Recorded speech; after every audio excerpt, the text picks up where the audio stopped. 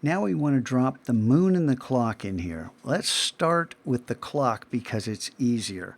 I'm going to hit Command 1, which takes me up to full screen. I think this is going to go here for you. So just hit Command minus till you can see the whole thing. But the important thing is we want to use this very center point. The moon doesn't have a very center point, so we're going to have to estimate. But I want you to understand that here, underneath the rectangular marquee, if you click and hold the mouse button, the left mouse button, and then come to the elliptical marquee tool, this one right here, and then hover over that center, get as close as possible to the center as possible. See how right there in the middle, boom. And then click and start dragging. Don't let go of the mouse button. Now, what good is this? Hold down Option. While you drag, holding down Option drags from the center. Okay? This is, okay. You probably don't have this. I'm going to go ahead and stop here. I have fixed ratio on, 1:1. That's actually a really good thing to have on. I must have used this last. So you probably have normal here, and if I hit Command D and you start dragging, and then you hold down Option, you're dragging out ovals and different shapes.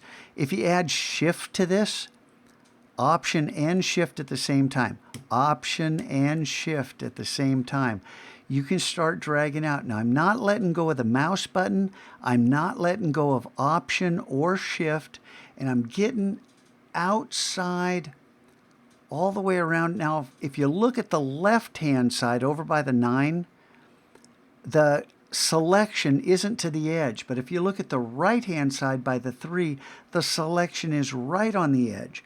So I'm still holding down the mouse button. I'm still holding down Shift and Option. And I'm going to use my thumb to hold down the space bar, which allows me to reposition this on the fly.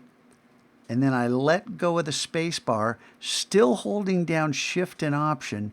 And I'm just going to make this a little larger and let go of the mouse button, then let go of Shift and Option. Now, we're a little close to this edge. We got a little room over here. Do you see this? See how there's a little room before this edge? And over here, it's right on the edge. Up here, we're just short. Down here, we're just short. So this is not a perfect circle. I'm going to hit the right arrow once, twice, 3 times.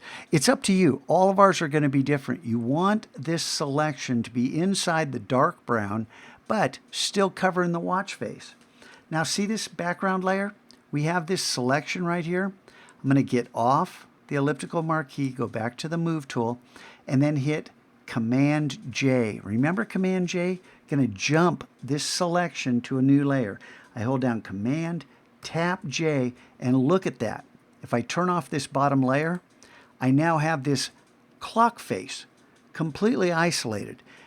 It's not perfect because the picture wasn't taken directly on. It wasn't a perfect circle. But we need our moon and the clock face to both be perfect circles. So this is what we're going to use. And with the Move tool, now notice right here, here's my city composite. I have the uppermost layer highlighted, not one of these other layers. This layer's highlighted. I come back here to the clock. And if you've got this on, turn it off. And if you've got the selection marching around, hit Command D, select, deselect right here, Command D. And then with the Move tool, you have to have the Move tool. Watch this. I'm going to click and drag this and go right over this other tab.